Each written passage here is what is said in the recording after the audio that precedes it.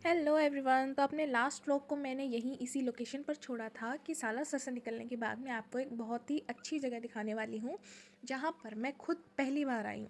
और मतलब थोड़ा सा अंदर जाके आई है और अकेली जैसी सुनसान सी जगह होती है तो उस तरीके की थी। बट जो भी थी मज़ेदार थी और ये लोकेशन भी इतनी प्यारी थी और सर्दियों में तो वैसे ही अच्छी लग रही थी धूप के कारण। तो इस जगह की जो स्पेशलिटी है वो मैं दिखाऊंगी आपको। तो ये यहाँ से जाके मतलब थोड़ा ऊपर की तरफ जाके है ये। और ये जो जगह है इस जगह का नाम है गौरी शंकर आश्रम। शायद ही किसी ने देखी हो, क्योंकि यहाँ पर मुझे नहीं लगता कि ज़्यादा लोग आते जाते रहे हैं।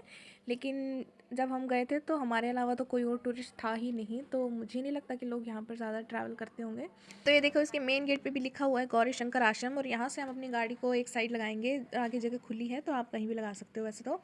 पर हमने यहीं पे लगा दी थी इस पेड़ के नीचे। और दिन में वैसे तो सर्दी का टाइम है लेकिन दिन में यहाँ पर इतनी गर्मी लग रही थी बहुत ही ज़्यादा, तो हमने गाड़ी को यहीं खड़ा करा। तो यहाँ पे जो रह रहे हैं, जो बच्चे हैं या कुछ जो इस आश्रम की देख रेख में रहते हैं, उन्होंने पहले हमें खाने के लिए बोला कि हम जाके खाना वगैरह खाएं, जो भी लंगर वगैरह यहाँ पर चलता है।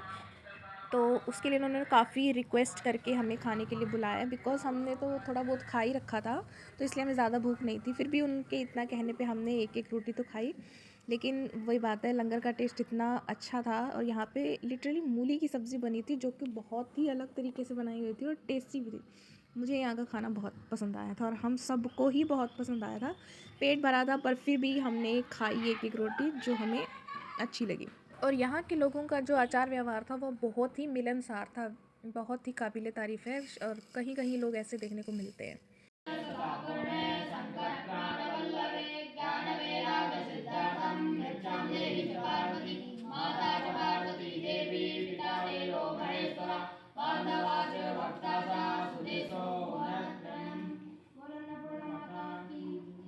और ये ट्रेडिशन मैंने पहली बार अपनी आंखों से देखा था और मुझे बहुत ही ज़्यादा अच्छा लगा था, इस तरीके से कि आज भी कहीं ना कहीं हमारे देश में इस तरीके का कल्चर है।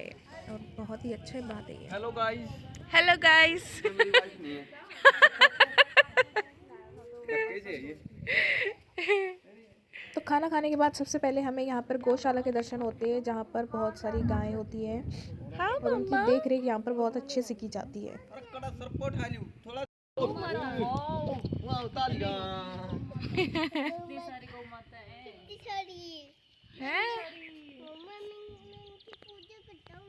आप इनकी पूजा करते हो? क्या ये शिक्षा मिलती है हिंदू धर्म में? सही बात है। यूं की बुलाओ इन्हें। अगली बार बुलावा नहीं तो मैं नहीं पक्का नहीं कर खतर गुड़ लेके आऊंगी स्पेशल। मैंने रिकॉर्ड कर लिया है सबूत के तौर पे। और यहाँ पे इतनी ग्रीनरी है, आजू बाजू का व्यू इतना सुंदर लगता है। मतलब आप थोड़ी देर यहाँ खड़े भी रहोगे ना तो आपका मन इतना शांत रहेगा। वाकई में बहुत प्यारी जगह है ये। किसी ने मुंह धोना हो तो आ जियो, डायरेक्ट फुहारे मुंह धोना हो तो। पहले तू ट्राई कर। मैं करूँ ट्राई, आन तो दो।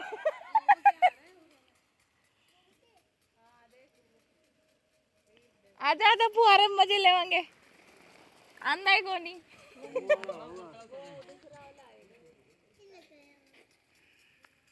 ए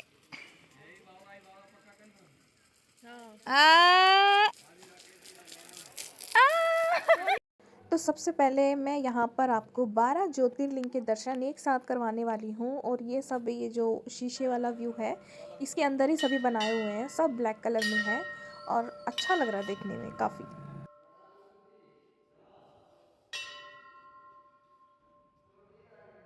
तो हमने भी बारी बारी से यहाँ पर एक एक शिवलिंग को मत्था टेका। तो मतलब बहुत जगह बहुत साफ़ सुथरी और इतनी शांत थी कि मज़ा ही आ गया।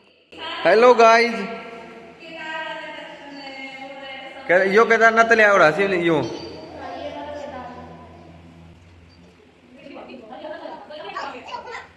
बोल लगी बोल।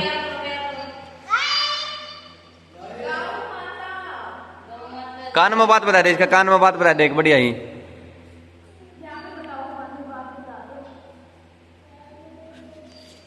बता बता। गुदी गुदी कर दे इसका। ऐसे नहीं, ऐसे गुदी गुदी कान में।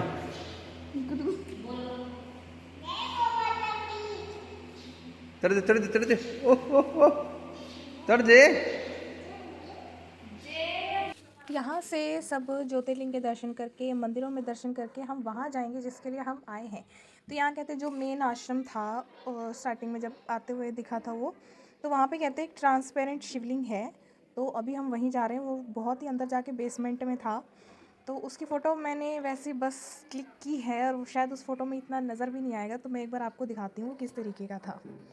तो भाई ये है वो शिवलिंग जिसके बिल्कुल आर पार दिखता है, बिल्कुल ट्रांसपेरेंट है ये शिवलिंग। और इसकी सबसे मेन खासियत यही कही जाती है कि ये पारस के पत्थर का बना हुआ है और जो काफ़ी महंगा भी होता है।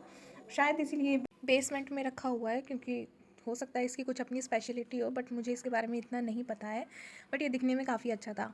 तो उसके बाद हम यहाँ से ये शिवलिंग देखकर हम थोड़ी देर, जो यहाँ की देख रेख करने वाले जो महाराज जी हैं उनके साथ हम बैठे थोड़ी देर उनकी बैठक में। और जो यहाँ के मेन गुरु हैं वो अपनी पद यात्रा पर निकलते रहते थे, उनके बारे में हमें थोड़ी बहुत जानकारी मिली है। फाइनली हम लोग यहाँ पे बहुत अच्छा टाइम स्पेंड करके यहाँ से निकलते हैं और इसके बाद हम जाएंगे अंजनी माता के मंदिर। तो उससे पहले ही बीच में ये लोकेशन पड़ती है। तो अब यहाँ से हम अंजनी माता के मंदिर जाके फिर हम जाएंगे अपने चूरू मिनी जैसलमेर डेजर्ट पर, जो कि सबको पता है कि वो जगह कौन सी है। तो यहाँ से हम आश्रम को करते हैं बाय बाय, और दोबारा तो यहाँ आने का मन मेरा बिल्कुल करेगा। तो हम पहुँचे हैं फ़िलहाल अंजनी माता के मंदिर में। यहाँ हमने ज़्यादा टाइम स्पेंड नहीं किया, हमने बस फटाफट से प्रसाद लिया, दर्शन करे और हम चल दिए हैं वापस घर की तरफ। घर की तरफ क्यों, अभी तो हमें चूरू भी रुकना है, तो हम पहले वहीं जा रहे हैं। तो ये हमारी बिल्ली भी अपनी जगह पे फिट हो चुकी है। बीच में जो छोटी सी सीट है उस पर ये एकदम सेट रहती है, इसके अलावा इसे कोई जगह अच्छी नहीं लगती। तो यहाँ से हम चल दिए हैं और मिलते हैं अब आपसे अगले व्लॉग में, जो हमारा होगा चूरू का। तो अगला इंजॉयमेंट हम वहीं का दिखाएंगे। अब ये देखो कि एक दिन में हमने इतनी सारी लोकेशंस कवर कर दी हैं, कितना टैलेंट है हमें, है ना। अब अपने व्लॉग को देते हैं विराम और हम करते हैं आराम। तो मिलते हैं आपसे अगले व्लॉग में। Tata bye bye, thank you guys.